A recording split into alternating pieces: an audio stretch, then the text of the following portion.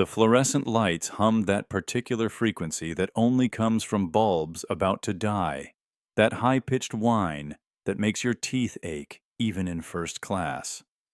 Harrison Reed III pressed his palm against the cool leather of seat 2A, feeling the Italian craftsmanship beneath his fingertips, wondering if anyone else on this Boeing 787 knew his company had leased this exact aircraft to United for their transatlantic routes.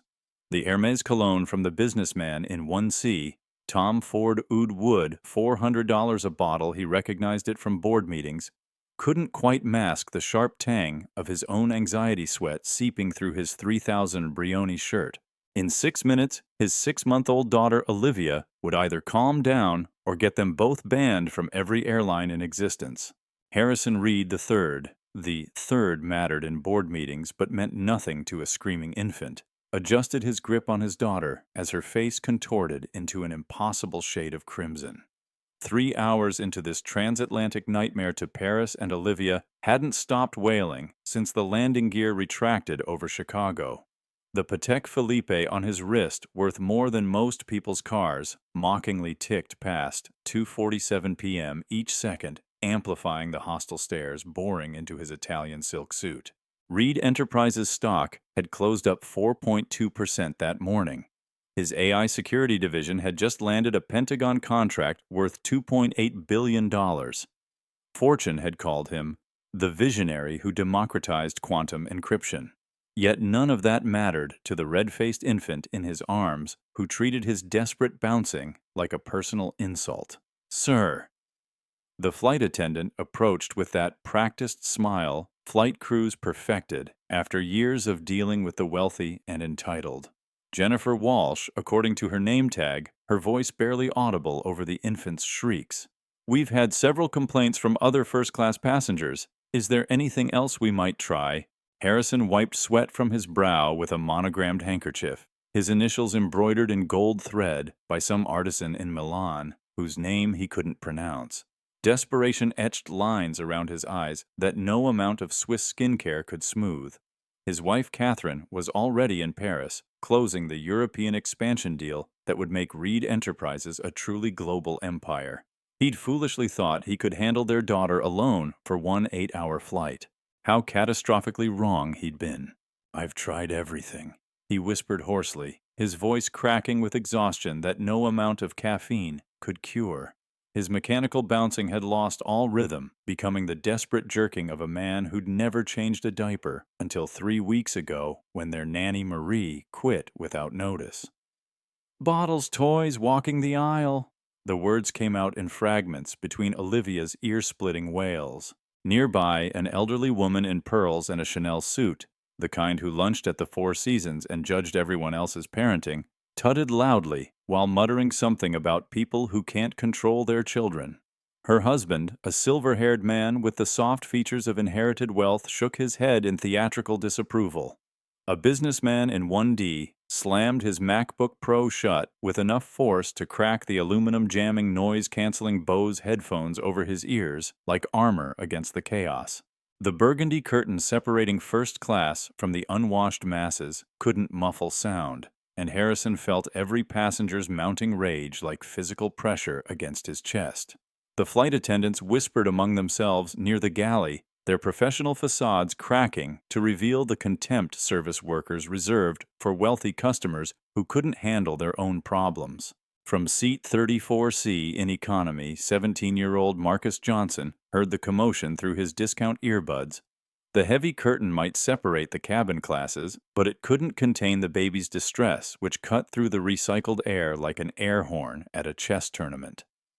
Marcus shifted in his cramped seat, the threadbare hoodie he'd owned since freshman year pulled up over his head, trying to focus on the magnetic travel chess set balanced on his fold-down tray.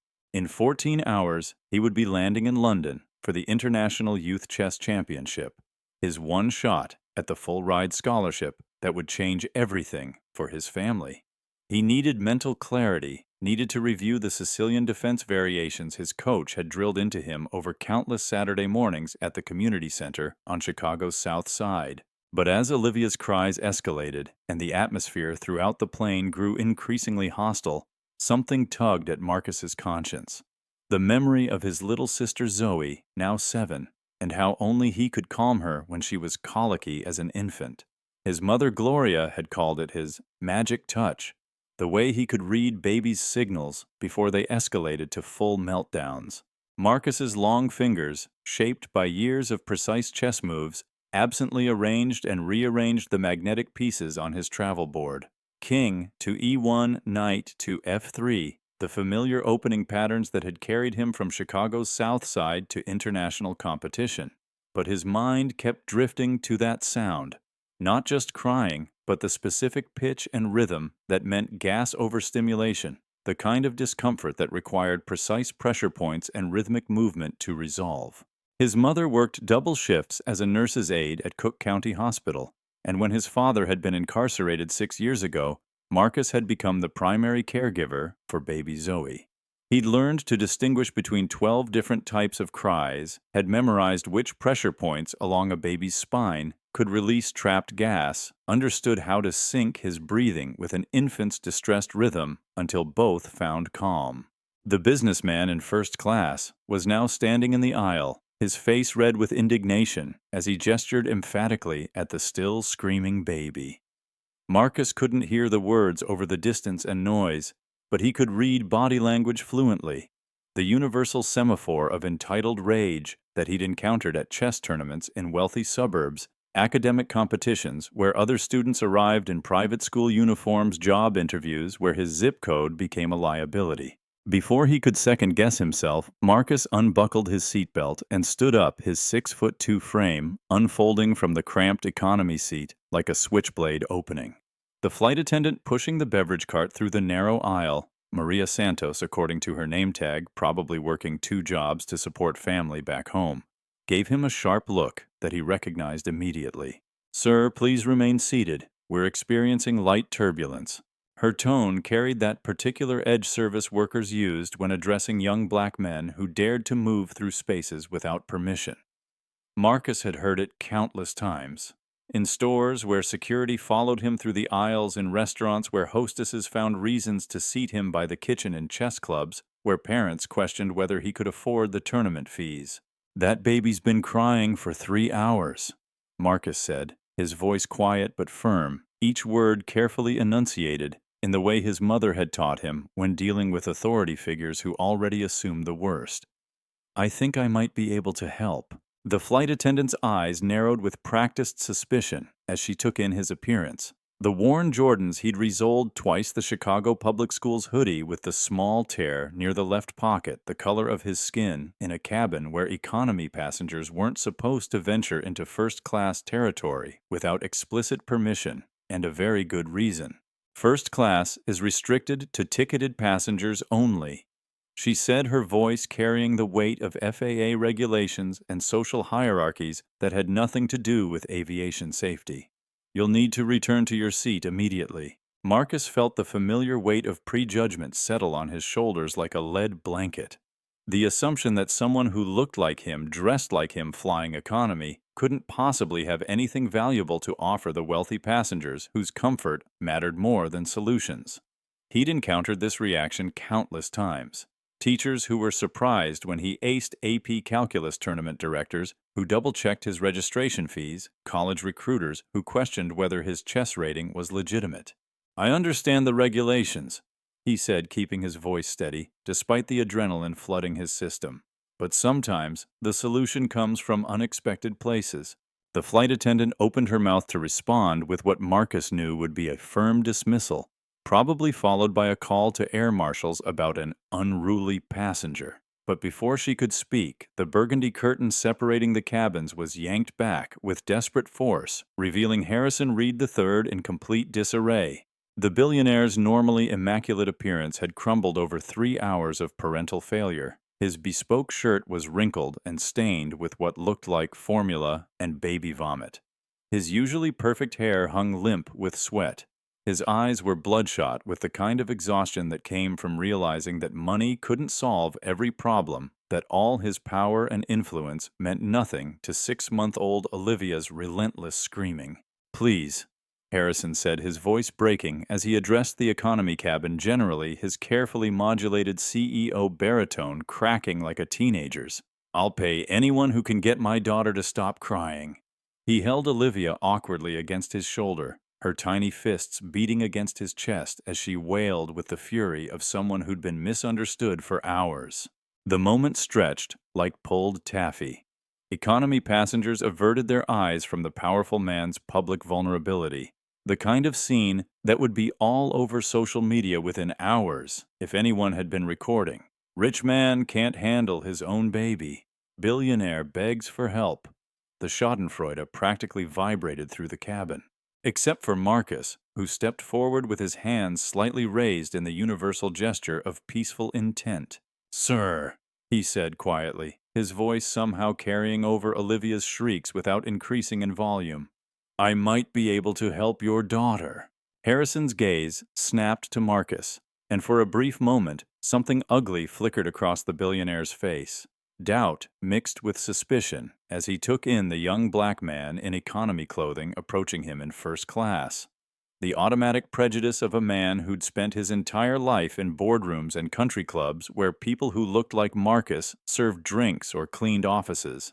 But desperation quickly overrode social conditioning. 3 hours of nonstop screaming had brought one of America's most powerful CEOs to his knees. "You have experience with babies?" Harrison asked, trying to keep the skepticism from his voice, but failing completely. His tone carried the unconscious assumption that someone flying economy couldn't possibly possess skills that his wealth hadn't been able to purchase. "My little sister had colic," Marcus replied, his calm confidence belying his racing heart. Every person in first class was staring now, their curiosity mixing with judgment.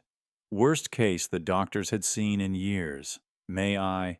He extended his arms toward the wailing infant, and Harrison hesitated for exactly 2 seconds, long enough for Marcus to see the internal calculation playing out on the billionaire's face. Risk letting a stranger hold his daughter or continue enduring the public humiliation of his parental inadequacy.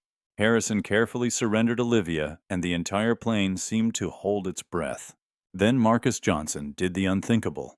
Marcus cradled Olivia with the fluid precision of someone who'd spent countless nights walking the floors of a cramped Chicago apartment, soothing an inconsolable infant, while his exhausted mother caught whatever sleep she could between double shifts. His large hands supported her head and neck with practiced confidence, one palm spread across her tiny back fingers, finding the specific pressure points that could release trapped gas and ease overstimulation. "She's got classic colic symptoms," Marcus said quietly, his voice taking on the low, rhythmic cadence that had worked magic with baby Zoe. "See how her fists are clenched, her back's arched? That's trapped air creating pressure." He began a gentle circular motion between Olivia's shoulder blades, his touch firm but tender. "Sometimes it's not about what they need. It's about releasing what's hurting them." The transformation was gradual but undeniable. Olivia's ear-splitting screams slowly subsided to hiccuping sobs, her tiny body relaxing against Marcus's chest as he continued the therapeutic massage. He swayed almost imperceptibly, a subtle rocking motion that seemed to exist outside the plane's mechanical turbulence, his breathing deep and steady in a way that somehow synchronized with the baby's distressed rhythm. "There you go, little one." Marcus murmured his words barely audible over the cabin's ambient noise, but carrying a warmth that seemed to wrap around the infant like a blanket. "All that pressure building up inside, nowhere to go. I bet you tried to tell them what was wrong, but nobody understood your language." Harrison stared in complete disbelief as his daughter's face gradually returned from crimson to pink, her breathing evening out as Marcus continued his mysterious ministrations. The billionaire had consulted with pediatric specialists from Johns Hopkins child development experts from Harvard Medical School sleep consultants who charged $500 per hour. None of them had demonstrated anything remotely resembling the intuitive skill he was witnessing. The first-class cabin exhaled collectively as blessed silence settled over them like a benediction. Passengers who had been shooting daggers at Harrison now watched in fascination as the young man in the worn hoodie accomplished what 3 hours of wealthy desperation couldn't achieve. "How did you—" Harrison began, his voice hushed with something approaching awe. Marcus carefully adjusted his hold on Olivia, whose eyes were beginning to droop with the exhaustion that follows relief. "My mom works nights at Cook County Hospital. Double shifts to keep us afloat after my dad was incarcerated. I helped raise my little sister from when she was born. Some things you learn by necessity, not choice." The words carried no bitterness, just matter-of-fact acknowledgement of circumstances that had shaped his skills in ways no amount of money could purchase. Harrison processed this information with the calculating precision he brought to merger negotiations, but the usual profit-loss equations felt inadequate for measuring the value of what he'd just witnessed. "I have a team of experts," Harrison said slowly, his tone mixing gratitude with something like bewilderment. "Pediatricians, child development specialists, sleep consultants. None of them showed me anything like what you just did." A slight smile touched Marcus's lips as he transferred the now drowsy Olivia back to her father's arms, demonstrating the proper hold and support positions. "With all due respect, sir, some knowledge doesn't come from textbooks or degrees. It comes from midnight feedings, when you can't afford a nanny, from walking colicky babies for hours, because calling a consultant isn't an option." Harrison adjusted his grip on his daughter, trying to mimic Marcus's technique while processing the implications of his words. Here was wisdom that existed entirely outside the systems he understood, not purchased, not credentialed, but earned through lived experience that his wealth had insulated him from ever encountering. The flight attendant, who had earlier blocked Marcus's passage, now hovered nearby, her professional embarrassment evident as she witnessed the exchange. Her earlier suspicion had transformed into something approaching shame as she realized her prejudgments had nearly prevented the exact help the situation required. "Sir," Harrison said, extending his hand to Marcus while carefully balancing Olivia against his shoulder, "I believe I owe you more than gratitude. I'm Harrison Reed." "I know who you are, Mr. Reed," Marcus replied, accepting the handshake with a firm grip that spoke to quiet confidence rather than deference. "I'm Marcus Johnson." Harrison's mind was already shifting into strategic mode, the same pattern recognition that had built his empire now focused on the young man before him. Intelligence composure under pressure, skills that couldn't be taught in business schools, qualities his company valued above traditional credentials. "Marcus Johnson," Harrison repeated, as if testing how the name sounded in the context of possibility. "What brings you on this flight to Europe Academic Program Family Business?" Marcus straightened slightly his posture, carrying the unconscious pride of achievement earned against long odds. "Chess tournament, sir. International Youth Championship in London. If I place in the top 3, I get a full college scholarship." Harrison's eyebrows rose with genuine surprise that mixed admiration with rapid calculation. "Chess? You're a competitive player." "Internationally ranked junior master." Marcus confirmed his tone, carrying neither boastfulness nor false modesty. "Hoping to make grandmaster by graduation if the sponsorship works out." Something clicked in Harrison's business-trained mind. The same pattern recognition that had identified promising startups before they went public.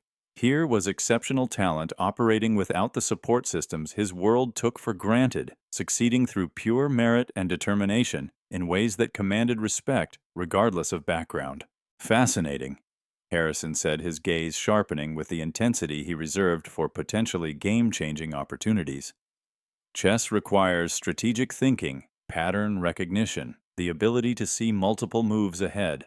He paused, glancing down at his now peaceful daughter. "Similar skills to what you just demonstrated with Olivia, actually."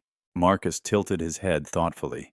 "Both require reading signals others miss, understanding that every action has consequences that ripple across the entire board, whether it's 64 squares or one crying baby." The parallel struck Harrison with unexpected force. He'd built Reed Enterprises by identifying connections others overlooked, by seeing potential in unexpected places. Now he found himself face to face with someone who embodied that very principle. Exceptional ability hidden behind circumstances that made it easy to dismiss or ignore. As if sensing the shift in dynamics, several first-class passengers began approaching with curiosity, replacing their earlier hostility. The elderly woman in Chanel, who had tutted disapprovingly, now regarded Marcus with something approaching respect. "Young man," she said, in the cultured tones of old Boston money, "that was absolutely remarkable. You have a gift." Marcus nodded politely. "Thank you, ma'am. Just techniques my mother taught me." But Harrison was processing deeper implications. Here was someone who possessed both intellectual brilliance, evidenced by his chess achievements, and emotional intelligence rare enough to calm his daughter when experts had failed. The combination represented exactly the kind of multidisciplinary thinking his company needed for its next phase of global expansion. "Marcus," Harrison said, his tone shifting from grateful parent to CEO evaluating talent, "would you be willing to join me for the remainder of the flight? I'd like to hear more about these techniques of yours, and perhaps we could discuss chess strategy. I've always found the game fascinating." Marcus glanced toward economy class, where his backpack waited with chess books and tournament preparation materials he'd planned to review. The opportunity to spend flight time with one of America's most successful entrepreneurs was extraordinary, but his disciplined focus on the upcoming competition made him hesitate. Sensing his uncertainty, Harrison added, "I'll have your belongings brought up, and I promise not to distract from your tournament preparation. In fact, I might be able to help. I've backed several chess programs through my foundation." The mention of a foundation sparked Marcus's attention in ways that pure wealth couldn't achieve. He'd researched major chess sponsors, obsessively knowing that tournament victories alone weren't sufficient for reaching grandmaster level without substantial financial backing. "The Reed Foundation?" Marcus asked, his carefully maintained composure slipping slightly to reveal genuine interest. Harrison's smile carried the satisfaction of a chess player who'd just gained a strategic advantage. "Among other educational initiatives, yes. We've supported several promising young players over the years." The flight attendant, now eager to make amends for her earlier prejudice, quickly appeared with Marcus's backpack and helped him settle into the empty first-class seat beside Harrison. The leather was softer than any furniture in his family's apartment, and Marcus found himself acutely aware of the contrast between his morning routine in their cramped bathroom and his current surroundings miles above the Atlantic. As Olivia dozed peacefully in her father's arms, Harrison opened his laptop and showed Marcus the Reed Foundation's chess initiative, scholarships, coaching programs, and tournament sponsorships that had helped launch several grandmaster careers. "Impressive scope," Marcus said, studying the data with the analytical precision that made him formidable over chessboards. "Most programs focus on youth development, but you're supporting players through the entire pipeline to professional level." Harrison nodded, pleased by Marcus's immediate grasp of the strategic implications. Talent development requires long-term investment, not just early identification. Too many promising players plateau because they lack sustained support through the crucial teenage years. Their conversation flowed naturally from chess strategy to business principles, from Marcus's tournament preparation to Harrison's early entrepreneurial struggles. Despite their vastly different backgrounds, both men recognized kindred analytical minds that approached problems through systematic thinking and pattern recognition. When Olivia stirred briefly fussing as the plane hit mild turbulence, Marcus seamlessly demonstrated his calming techniques again while continuing their discussion. Harrison watched intently, trying to internalize the precise hand positions and rhythmic movements that seemed to communicate directly with his daughter's nervous system. "It's about pressure and rhythm." Marcus explained, his fingers working along Olivia's spine with practiced precision. "Same principle that governs chess tempo. Knowing when to apply pressure and when to ease off, reading the position's underlying structure." Harrison attempted to replicate the motions, his hands awkward but earnest, as Marcus coached him through proper technique. For someone accustomed to commanding boardrooms and negotiating billion-dollar deals, the vulnerability of learning such basic skills from a teenager was humbling in ways that felt unexpectedly valuable. "Better," Marcus said as Harrison's movements became more confident. "She responds to certainty. Babies sense hesitation immediately, just like chess opponents sense when you're unsure about your strategy." The parallel struck both men simultaneously. The way confidence translated across entirely different domains, how mastery in one area could inform understanding in another. They were discovering that apparent opposites, chess and childcare strategic thinking and emotional intelligence, operated according to surprisingly similar principles. As the plane crossed over the Atlantic's midpoint, their conversation deepened beyond polite exchanges. Harrison found himself sharing details about his company's expansion challenges, while Marcus opened up about the pressures of representing not just his own dreams, but his family's sacrificed opportunities. "The scholarship isn't just about college for me," Marcus said, his voice carrying the weight of expectations that extended far beyond personal achievement. "My mom dropped out of nursing school to work full-time when my dad was sentenced. My sister's brilliant, straight A's science fair winner, but she'll need help getting to college, too." Harrison nodded with understanding that surprised them both. "I dropped out of MIT my sophomore year to start my first company," he said. "Sometimes I wonder how different things might have been if I'd gotten the full educational foundation." "Would you have built Reed Enterprises?" Marcus asked. Harrison considered this, his gaze distant. "Perhaps not in the same way, but there's value in completing what you start and having solid foundations before attempting to build." The admission revealed unexpected common ground. Both men shaped by decisions about education versus opportunity, about balancing individual ambition with family responsibility. As flight attendants began preparing for the approach to Paris, Harrison made a decision that would alter both their futures. "Marcus," he said, his tone carrying the weight of carefully considered opportunity, "I have a proposition for you." The words hung in the pressurized cabin air like a chess move that would reshape the entire board. Marcus felt his pulse quicken as he processed Harrison Reed's tone, not the casual conversation they'd been sharing, but the focused intensity of a business proposal that could change everything. "I'm listening, Mr. Reed," Marcus said, his voice steady, despite the adrenaline flooding his system. Years of high-pressure chess tournaments had taught him to maintain composure when stakes were highest, but this felt different, more consequential than any 64-square battlefield. Harrison adjusted his sleeping daughter more securely against his shoulder, his movements now incorporating the techniques Marcus had taught him. "Your tournament concludes when?" "Sunday afternoon, assuming I make it to the finals," Marcus replied, unconsciously straightening in the leather seat. "I fly back to Chicago Monday morning." "I'm proposing a detour," Harrison said, his businessman's precision cutting through any ambiguity.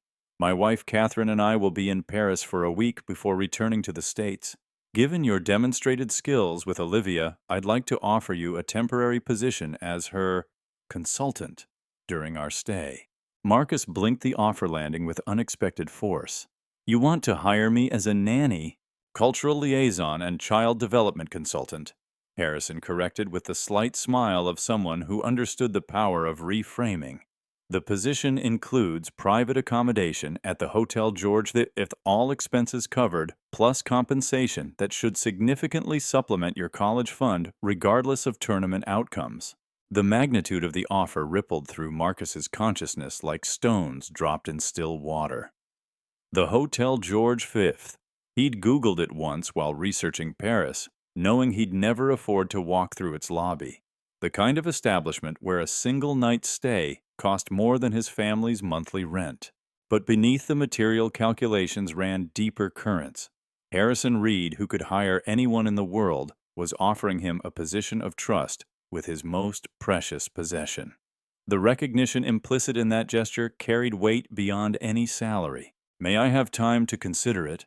Marcus asked, his voice carrying the diplomatic precision his mother had taught him for navigating situations where wrong words could close doors forever. "And I'd need to discuss it with my mother." "Of course," Harrison nodded, reaching into his jacket for a business card printed on paper so thick it felt substantial between Marcus's fingers. "My private number. Let me know your decision after your tournament." As the captain announced their descent into Charles de Gaulle, Marcus studied the card. Simple black text on cream stock, no corporate logo needed, when the name itself carried sufficient weight. Harrison Reed III, with a phone number that probably connected directly to his personal assistant, bypassing the layers of gatekeepers that normally insulated billionaires from the world. The plane touched down with mechanical precision, runway lights strobing past the windows as they decelerated toward the terminal. Marcus carefully tucked the business card into his wallet beside his tournament credentials and passport, three pieces of paper that somehow represented entirely different versions of his future. "Regardless of your decision," Harrison said as passengers began gathering their belongings around them, "I want to thank you, Marcus, not just for helping with Olivia, but for the conversation. It's been genuinely illuminating." Marcus nodded, understanding the layers beneath Harrison's gratitude. Sometimes the most valuable moves in chess aren't the ones that capture pieces, Mr. Reed. They're the ones that change the structure of the entire board. Harrison's eyes sharpened with recognition of the metaphor's deeper implications. "Indeed, and I have a feeling this conversation may prove to be exactly that kind of move." As they prepared to disembark, the contrast between their destinations became stark. Harrison would be met by private car service and whisked to luxury accommodation, where every detail had been orchestrated for his comfort. Marcus would navigate public transportation to a modest tournament hotel carrying everything he owned in a single backpack. Yet something fundamental had shifted between them during their hours above the Atlantic, a connection that transcended circumstance based on mutual recognition of intelligence capability and character that existed independent of wealth or background. The first-class passengers filed out ahead of economy, and Marcus found himself walking beside Harrison through the jet bridge, still carrying techniques for soothing Olivia, while the billionaire managed their luggage with movements that betrayed his unfamiliarity with handling his own belongings. At the customs checkpoint, their paths would diverge. Harrison toward the diplomatic lanes reserved for those whose passports carried special designations, Marcus toward standard processing with the hundreds of other travelers whose names didn't open doors automatically. "One more thing, Marcus," Harrison said as they reached the point where their routes would separate. "Would you be willing to show me those pressure point techniques once more before we part ways? I have a feeling I'll need them sooner than expected." The vulnerability in the request, one of America's most powerful CEOs asking a 17-year-old for childcare guidance, struck Marcus as profoundly human. "Of course, Mr. Reed. Here, support her head like this." As he guided Harrison's hands through the proper motions, Marcus reflected on how this moment inverted every assumption about power, knowledge, and value that society had trained him to accept. In this specific domain, his expertise commanded respect, regardless of age, race, or economic status. "Remember," Marcus said quietly, "firm pressure, but gentle rhythm. And breathe with her, not against her. Babies pick up on anxiety immediately." Harrison nodded intently, his focus complete in the way Marcus recognized from high-level chess matches, the absorption of someone who understood they were learning something genuinely valuable. "Thank you," Harrison said, and the simple words carried weight beyond courtesy. Think about Paris, Marcus. Some opportunities reshape more than just immediate circumstances. As they shook hands and moved toward their respective customs lines, Marcus felt the weight of possibility settling around him like a chess position where multiple strategies remained viable. The tournament in London still demanded his complete focus. Years of preparation and family sacrifice depended on his performance over the next 3 days. But Harrison Reed's offer had opened a door he hadn't known existed, revealing pathways that extended far beyond any single competition or scholarship opportunity. The Eurostar to London departed from Gare du Nord 2 hours later, giving Marcus time to process the extraordinary encounter while French countryside blurred past the windows. He opened his tournament preparation notebook, trying to focus on opening variations and strategic analysis, but his mind kept returning to the weight of Harrison's business card in his wallet. His phone buzzed with a text from his mother. "Landed safely. In Paris. Taking train to London now," he typed back. "You won't believe what happened on the flight." As he began composing a longer message explaining the encounter with Harrison Reed, other text appeared from an unknown number. "This is Harrison Reed. Just wanted to wish you luck tomorrow. Olivia says thanks again." Marcus stared at the message, a smile tugging at his lips, despite the pressure of tomorrow's first round. He saved the number to his contacts before replying, "Thank you, sir. Give Olivia my best." After a moment's hesitation, he added, "Remember, Firm but gentle pressure, and breathe with her rhythm, not against it. The response came almost immediately. Sage advice for business negotiations as well. Looking forward to hearing about your progress. As the Eurostar pulled into St. Pancras Station and London's evening lights began twinkling across the ancient city, Marcus shouldered his backpack and prepared to step into the next phase of his journey. The tournament hotel awaited, along with 3 days of competition that would determine whether his chess dreams could become reality. But now, those dreams existed alongside other possibilities. A week in Paris that could provide financial security for his family connections to a world he'd only glimpsed from the outside, and recognition from someone whose judgment could open doors he'd never imagined walking through. The weight of choice felt both exhilarating and terrifying as Marcus emerged from the train station into London's crisp autumn air, carrying everything he owned toward a future that had suddenly become far more complex and promising than any he'd dared to envision when boarding a plane in Chicago that morning. The tournament hotel's lobby buzzed with the particular energy that preceded international competition. Young players hunched over pocket chess sets, coaches whispering strategy adjustments in multiple languages, Hermiat wearing the carefully controlled expressions of those whose children carried entire family dreams on their shoulders. Marcus checked in at the reception desk, received his contestant packet with the schedule and pairings, and headed toward the elevator, trying to shift his mental focus from the extraordinary day's events to the challenge that awaited him. His room was modest but clean. A single bed, small desk, and window overlooking London's sprawling cityscape. Marcus laid out his tournament clothes with methodical precision, the one good suit his mother had found at a consignment shop and altered to fit perfectly the chess set his coach had given him for his 15th birthday, and his notebook filled with years of accumulated strategy and analysis. As he prepared for sleep, his phone buzzed with messages from home. First, his mother. "Proud of you already. Get some rest and remember, you belong there." Then his sister Zoe. "Beat all the rich kids Marcus' grandma says to tell you she's lighting candles at church." Finally, his coach Frank Desmond, a gruff former state champion who'd taken Marcus under his wing at the community center 4 years earlier. Arrived safely. Good. First round opponent is Dmitry Volkov, Russian junior champion. Strong opening game but gets impatient in middle positions. Make him wait. Marcus replied with quick confirmations, then set his alarm and tried to quiet his racing thoughts. Tomorrow would require complete mental clarity, the ability to calculate variations 20 moves deep while managing time pressure and psychological warfare across a 64-square battlefield. But as he drifted towards sleep, it wasn't chess positions that filled his mind. It was the image of Harrison Reed, Billionaire CEO, learning childcare techniques with the earnest concentration of a student recognizing value in knowledge that existed entirely outside his world of power and privilege. Morning arrived with London's gray dawn filtering through thin curtains and the sound of Marcus's alarm cutting through dreams of chess pieces that moved like babies' cries across an infinite board. He rose, went through his tournament routine with practiced precision, and headed down to the competition hall where the day's pairings were posted on a large display board. As Coach Desmond had predicted, his first opponent was Dmitry Volkov, the 17-year-old Russian prodigy whose aggressive style had dominated European junior championships for 2 consecutive years. Marcus studied the bracket, mentally calculating potential paths to the finals, when a familiar name 3 rounds ahead caught his eye.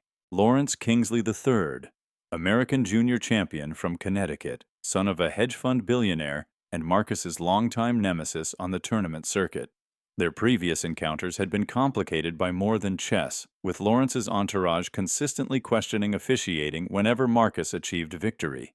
The implied accusations of favoritism had stung, though tournament committees invariably rejected such complaints.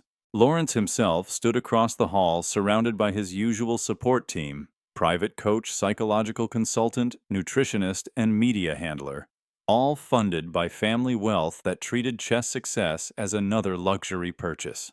He caught Marcus's eye and offered the same dismissive smirk that had characterized their rivalry since Marcus first appeared at national-level tournaments 3 years earlier. Marcus turned away, focusing instead on his own preparation ritual. Coach Desmond appeared at his elbow with coffee and his perpetual scowl firmly in place. "Ignore the Kingsley kid," he growled in his characteristic half-whisper. "He's in your head only if you let him in.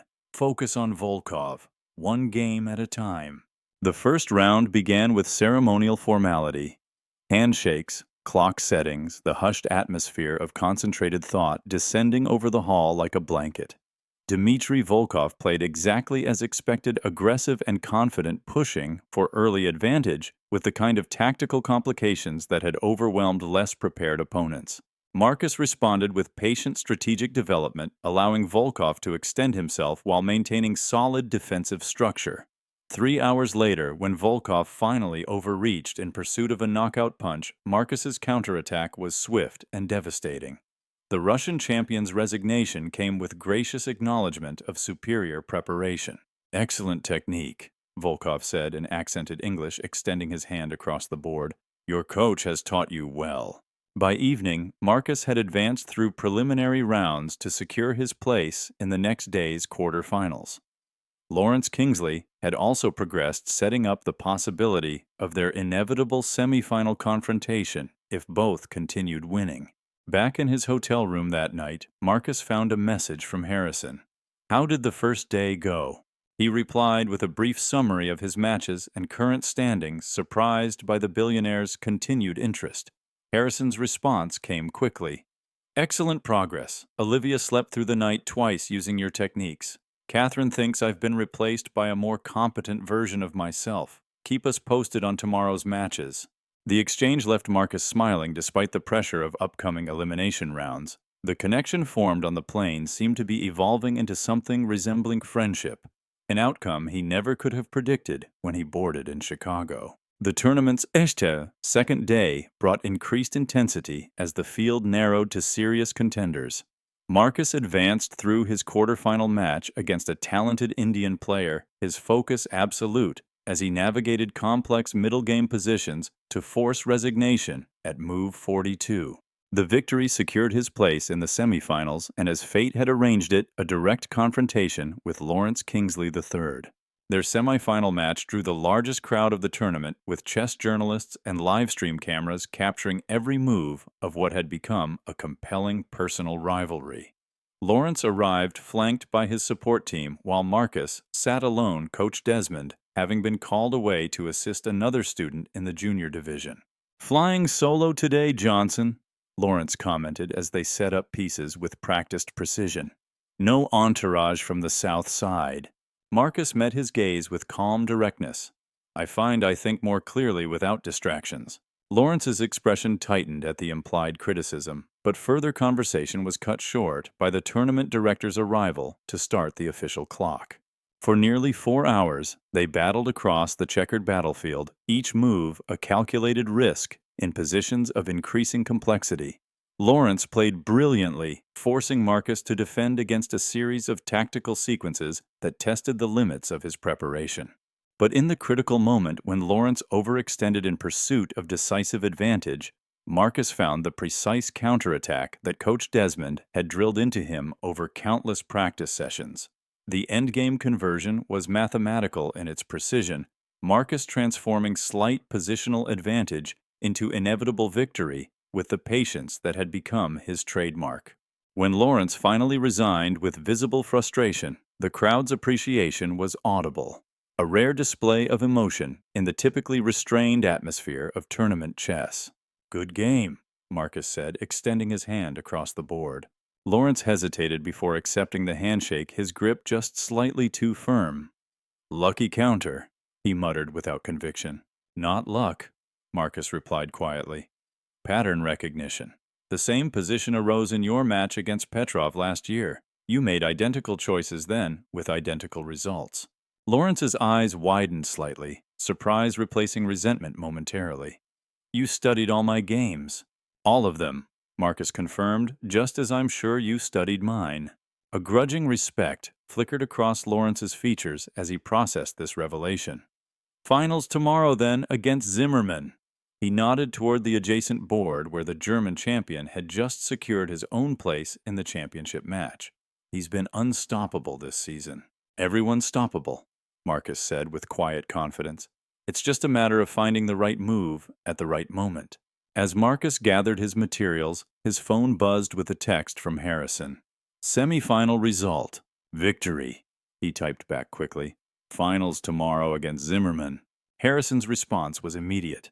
Outstanding. One more mountain to climb. Olivia and I are cheering for you from Paris. The attached photo showed Harrison holding his daughter, both giving enthusiastic thumbs up to the camera, with the Eiffel Tower visible through a window behind them. The casual warmth of the image, so at odds with Harrison Reed's public persona, brought genuine laughter to Marcus, despite the pressure of tomorrow's championship match. That evening, as he reviewed his extensive notes on Zimmerman's playing style, a call came through from his mother. Her voice carried emotion that made his chest tighten with recognition of how much this meant to their entire family. I knew it, Gloria said, pride radiating through the connection. I told everyone at work my son's going to be a champion. Just the finals, Mom, Marcus cautioned with reflexive modesty. Zimmerman's incredibly strong. This could go either way. She hummed with the unconvinced confidence only mothers possess. And I suppose reaching the finals of an international championship is just another Tuesday for you, too. Marcus laughed, recognizing his own earlier words reflected back at him. Point taken. How's Zoe handling her big brother's absence? Missing you terribly, but telling everyone at school that you're becoming a grandmaster in London. Oh, before I forget, there was a call for you today from some educational foundation. I took down their information. Marcus's pulse quickened with sudden intuition. What foundation? Reed Foundation for Educational Excellence. Very professional woman named Vivian said they were considering you for their chess development program. Wanted to speak with you after the tournament concluded. The Reed Foundation, Harrison's philanthropic organization known for selective but transformative support of promising students from disadvantaged backgrounds. Had Harrison already initiated this process regardless of Marcus's decision about the Paris position? After ending the call with his mother, Marcus sat on the edge of his narrow hotel bed, processing this new development. The chess scholarship had always been his primary focus, his pathway to college and beyond. But Harrison's interest, both the Paris offer and now potential foundation sponsorship, revealed opportunities he hadn't known existed. His phone buzzed with another text from Harrison. Get some rest. Tomorrow's your moment. Remember what you taught me about Olivia. Tension transfers. Stay calm. Trust your preparation. The parallel between chess strategy and childcare techniques brought a smile to Marcus's face as he prepared for sleep. Two domains that had seemed entirely separate, now connected through universal principles of patience, pattern recognition, and the ability to remain calm under pressure. Finals day would determine whether his chess dreams could become reality, but those dreams now existed alongside possibilities he'd never dared imagine. Connections to a world beyond tournament hall's recognition from someone whose judgment could reshape his entire trajectory. Championship Finals Day dawned crisp and clear, London's autumn sunshine streaming through the tournament hall's tall Victorian windows as spectators filled every available seat. The match between Marcus Johnson and Klaus Zimmermann had been promoted as the Youth Championship's marquee event. The methodical German perfectionist versus the intuitive American challenger who'd emerged from nowhere to threaten European chess dominance. Marcus took his place at the demonstration board, surprised to see Coach Desmond in the front row beside an unfamiliar woman in an impeccably tailored Armani suit. Something about her precise posture and the way she held her smartphone suggested professional importance. He somehow knew this must be Vivian Harrison's assistant, her presence confirming that the Reed Foundation's interest was genuine rather than his mother's misunderstanding. The final match was scheduled for 5 hours, with possible extensions. A test of mental endurance as much as pure chess skill. Zimmermann, playing white, opened with a conservative queen's gambit that signaled his intention to grind out positional advantage through superior technique rather than tactical fireworks. For 2 hours, the position remained balanced, both players maneuvering carefully, while the audience watched in fascination, as the world's strongest junior minds engaged in psychological warfare across 64 squares. Marcus found himself drawing on the same patience he described to Harrison, the ability to wait for exactly the right moment to recognize patterns emerging from apparent chaos. In the third hour, as mental fatigue began affecting lesser players throughout the hall, Zimmerman pressed for advantage, perhaps sensing opportunity in his opponent's youth.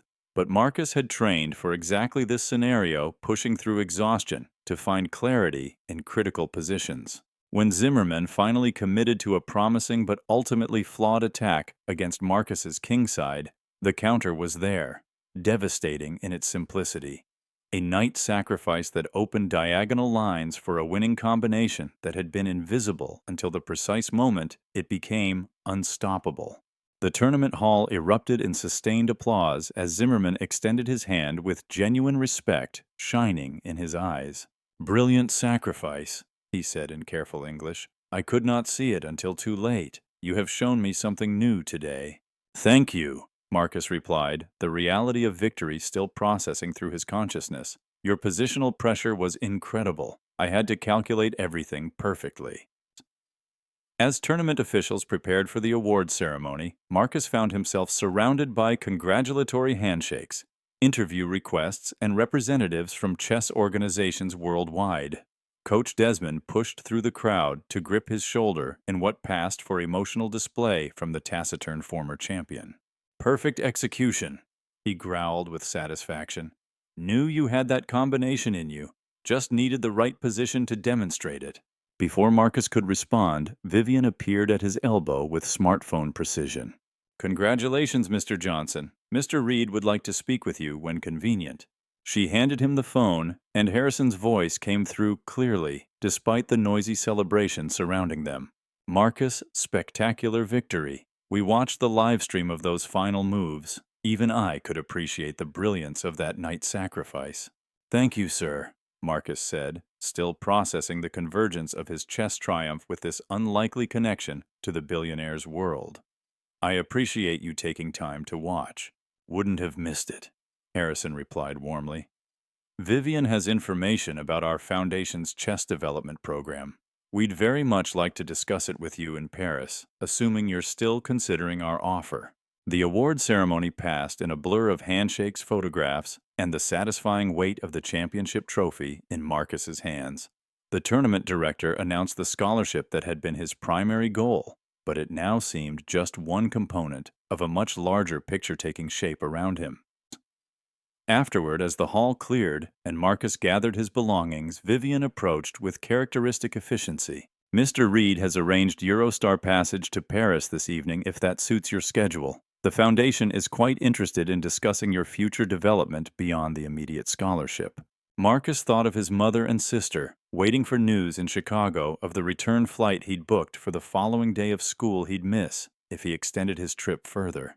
"Could I make a quick call first?" Gloria answered on the first ring, as though she'd been positioned beside the phone waiting for this exact moment.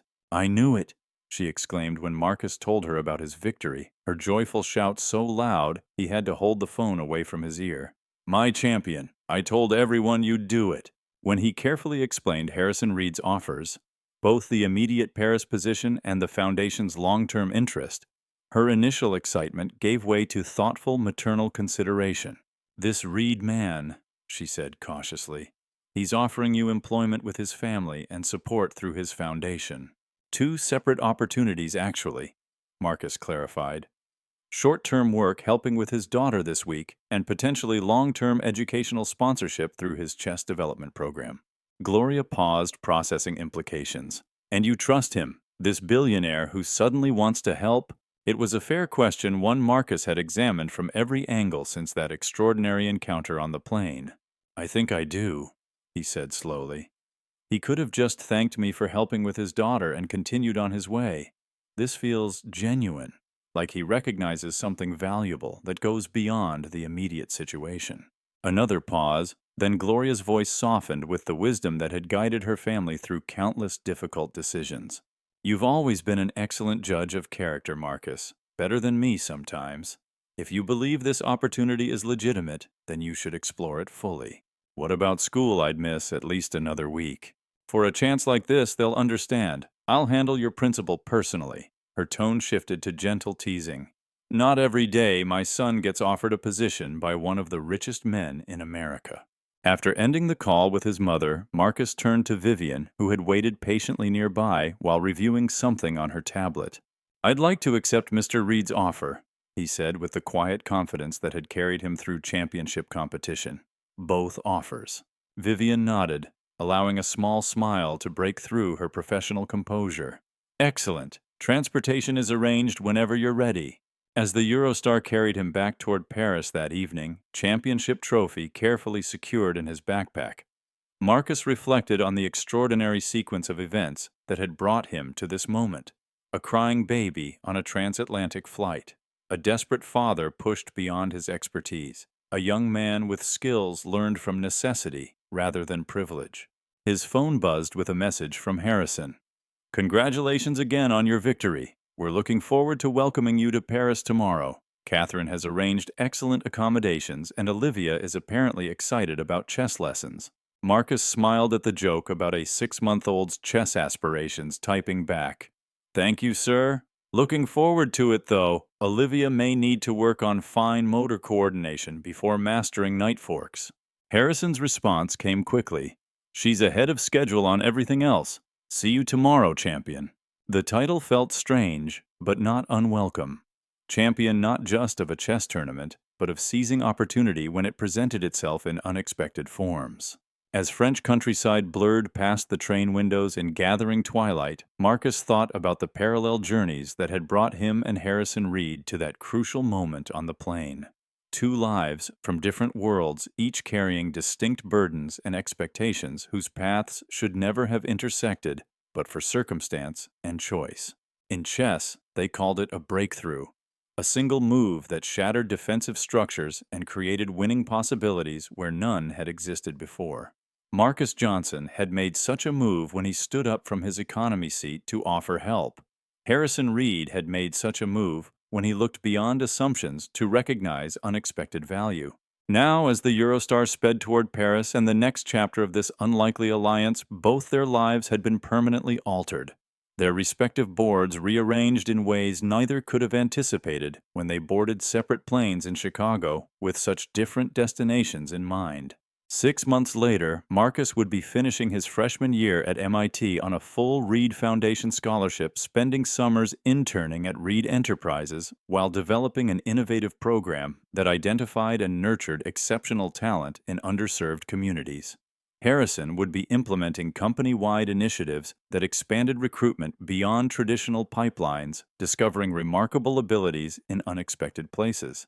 Olivia would be sleeping through the night consistently, her father having mastered techniques that no amount of money could have purchased, passed down through generations of families who understood that some knowledge comes only through lived experience. And in a small apartment on Chicago's South Side, Gloria Johnson would be framing her son's championship trophy beside his MIT acceptance letter, knowing that sometimes the most important victories begin with simple human kindness offered at exactly the right moment.